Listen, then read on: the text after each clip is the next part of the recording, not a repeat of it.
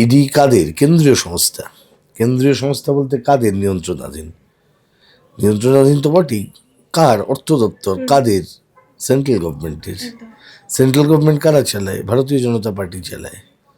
তাহলে ভারতীয় জনতা পার্টির যদি এটাই বক্তব্য হয় যে মমতা বন্দ্যোপাধ্যায়কে আমরা ছেড়ে দেবো, তাকে আমি কোর্ট যা বলবে সেই অনুযায়ী চলবো, আমার কোনো বক্তব্য নেই, তাহলে ইডির বক্তব্য যদি সেটাই হয় তাহলে তো স্বাভাবিকভাবে যে কেউ প্রশ্ন তুলবেন। সবচাইতে আগে তো মমতা ব্যানার্জি প্রশ্ন তুলবেন, যে প্রশ্ন উনি তুলে দিচ্ছেন। এখন বিজেপি যখন তাদেরকে এই প্রশ্ন করা হলো যে সেদিন ইডি কেন গ্রেপ্তার করলো না, তারা বলছেন তিনি প্রথমত মহিলা, দ্বিতীয়ত তিনি মহিলা কথা কারা বলছে আমি জানি না। জয়ললিতাও তো মহিলা ছিলেন, তাকে গ্রেপ্তার হতে হয়নি। মহিলা মুখ্যমন্ত্রীকে গ্রেপ্তার করা যাবে না, এই লজিক কারা দিচ্ছেন? বিজেপি নেতারা।